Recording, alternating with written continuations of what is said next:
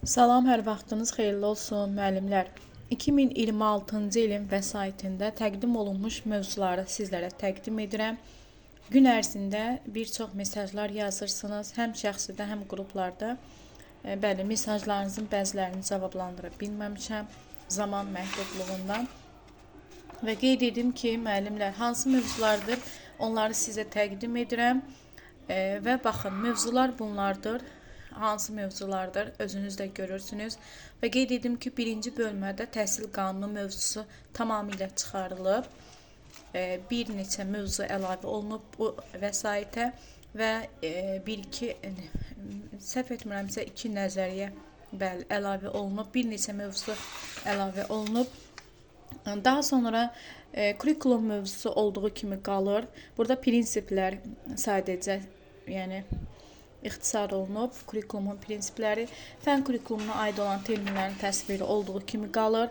Azərbaycan Respublikasında ümumi təhsilin dövlət standartları, bu səriştələr, tələblər əlbəttə ki, olduğu kimi qalır.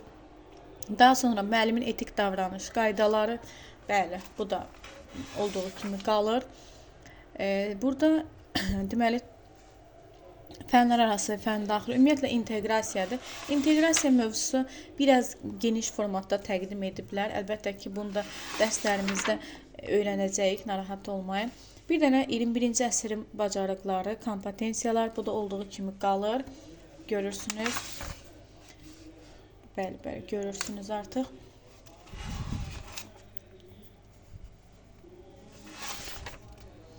Burada təfəkkür ilə bağlı müəyyən əlavələr var. Abstrakt təfəkkür, analitik, praktik, produktiv, yəni bunlar əlavə olunub.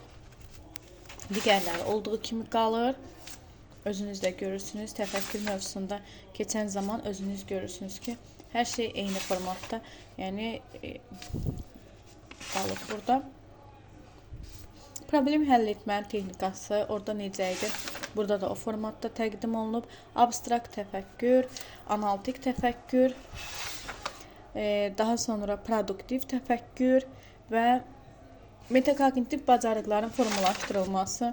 Bu mövzu biraz genişlənib, qısa şəkildə əlbəttə ki. Bilik və onun növləri, bəli, necə idisə o formatda təqdim olunub yenə də sizlərə biliyin növləri. Taksonomiyada, bəli, taksonomiyada da deməli bir neçə demək olar ki, taksonomiyada da bəli dəyişiklik yoxdur. Sadəcə bəli, özünüz də görürsünüz ki, eyni formatda təqdim olunub sizlərə. Belə müəllimlər.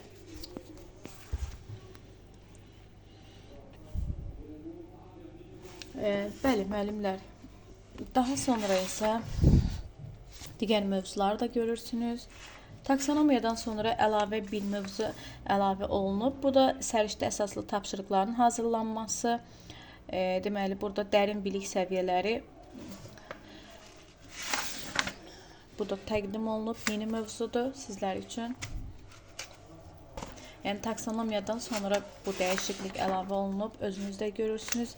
Biraz geniş mövzudur, əlbəttə ki. Sinxron, asinxron tədris, yəni olduğu kimidir. Sorğu araşdırma əsaslı öyrənmə, problem, oyun əsaslı, layihə əsaslı, sonra birbaşa təlim idi. Rosenşteinin birbaşa təlimi, oyunlaşdırma və oyun əsaslı, bəli, birbaşa təlimdə Rosenşteinin təlimi də eyni o formatdadır.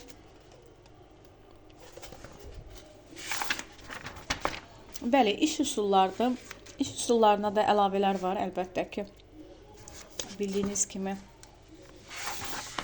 İş üsullarına da əlavələrimiz var. Bunları da əlbəttə ki, öyrənəcəyik. Narahat olmayın hər birini. Yəni, genişdir. İş üsulları çox böyük təqdim olunub. Həqiqətən çox böyük. Yəni, bura qədər bir neçə səhifə artıq onları çevirmədim. Yəni, birlikdə çevirdim. Özünüz də görəcəksiniz ki, genişdir. İllik planlaşdırma, nəticədən geriyə planlama, gündəlik planlaşdırma. Artıq bu da var, əlbəttə ki, olduğu kimi. Sonra deməli, burada şagird yönümlü interaktiv təlim, bəli, orada necə idisə, burada da o formatda təqdim olunub. Yəni heç bir dəyişiklik yoxdur.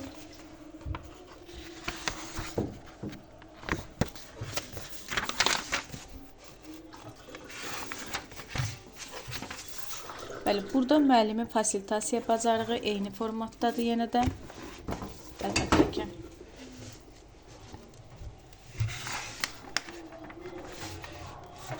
Burada deməli inklüziv yanaşma, bəli. İnklüziv təhsil biz keçmişdik, eynidir.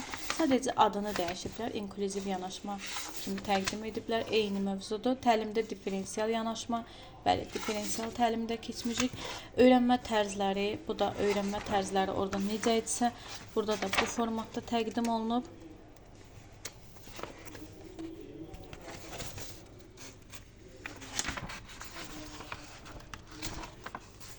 Bəli, burada təlimdə rəqəmsal vasitələr və süni intellekt yeni mövzuda əlavə olunub. Bu hissəyə də yeni Google Classroom haqqında, digərləri ümumiyyətlə bu kimi onlayn dərslər haqqında söhbət açılır burada da.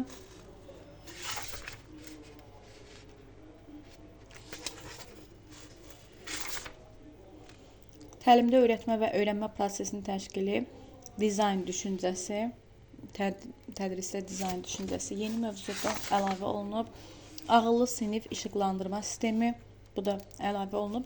Əslində digərində belə bir mövzu var idi, sonlarda sinifin quruluşu haqqında. Yəni o mövzunu sadəcə bu formatda təqdim ediblər. Yəni demək olar ki, o mövzudur. Qiymətləndirmə mövzusu olduğu kimi qalıb qiymətləndirmədə.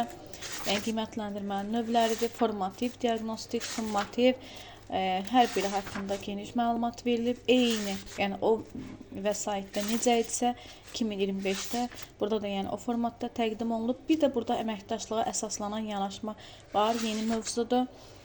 Konstruktivizm pedaqoji yanaşması yeni mövzudur. Sonra refleksiv pedaqoji yanaşma yeni mövzudur. Adaptiv yanaşma da yeni mövzudur.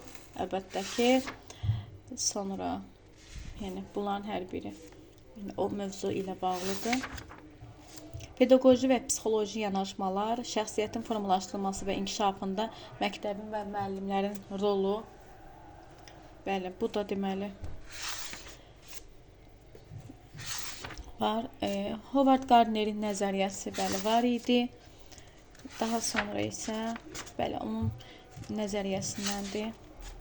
Çox növlü intellektin yəni növləridir. Piaget nəzəriyyəsi olduğu kimi qalır. Vygotsky'nin nəzəriyyəsi yenə də olduğu kimi qalır.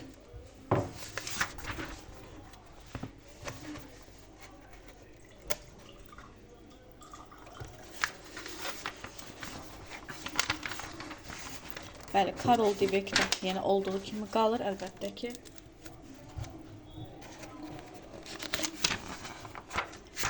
Demək olar ki, bu mövzular da olduğu kimi qalır.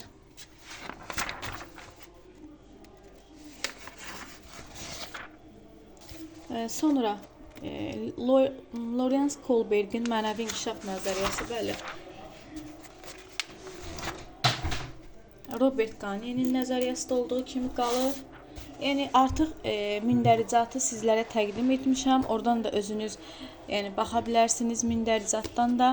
Hansı mövzularda dəyişikliklər var, hansı əlavələr var, onları da özünüz izləyə bilərsiniz.